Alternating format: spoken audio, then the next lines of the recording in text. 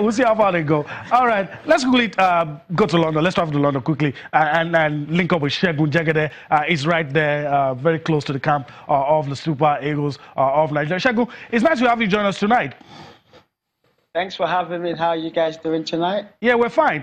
Let's just go straight into it and let's talk about the Super Eagles of Nigeria. How the Nigerian jersey, how the quest to get the Nigerian jersey held down the city of London today. Can you just describe what happened with regards to people wanting to have their hands on the Super Eagles World Cup jersey?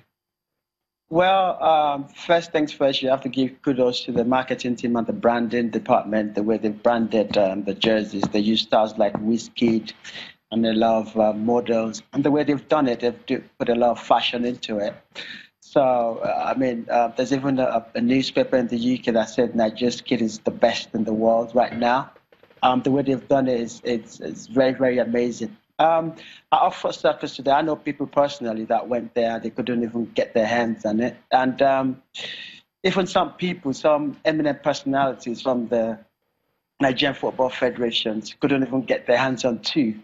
That's how the kids were in demand. A lot of people were queuing out. I'm sure you must have seen the pictures of people queuing outside Nike store and Oxford Circus. It's been amazing. It's good branding for Nigeria. Nike have done a good job. So we're just hoping and praying that the boys will go out there and show everybody what they made at the World Cup. Yeah. And they will have to start by, sorting their stuff tomorrow against England.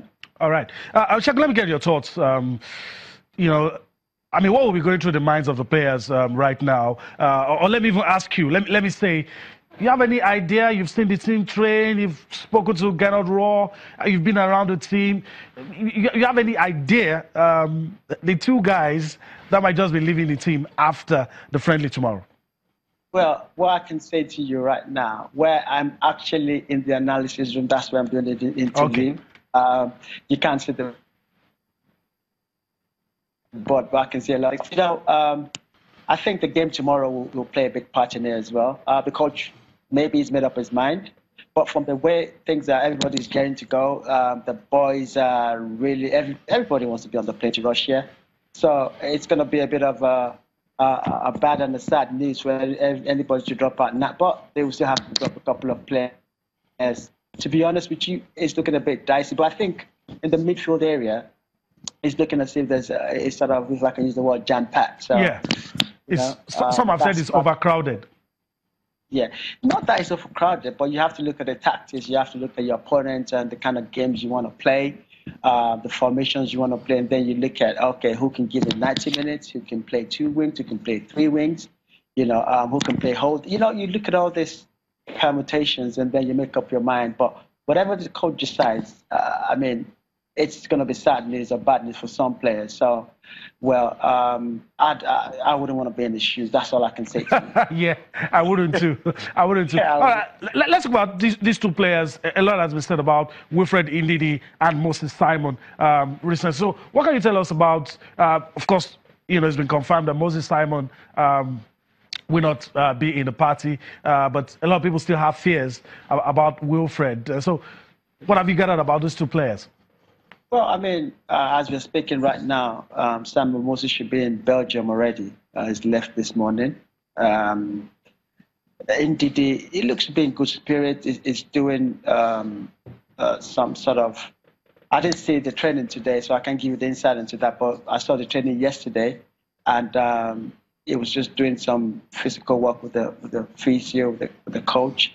I feel, Ndidi is a player that, whatever the case may be, you will hope he'll get very, very fit. I don't think he's a player. He's a rare player. Even when he's at Leicester City, you see the kind of games he plays, box to box. He can hold, he can push, he can pass, he can shoot. So for me, Ndidi is one of the best midfielders we have right there. So if the injury is not, or if his physical fitness is not very, very, what can I use? If it's not something that is really, really bad, if it's something that the coach felt that he wouldn't take into the work, I'm sure they would have let him go.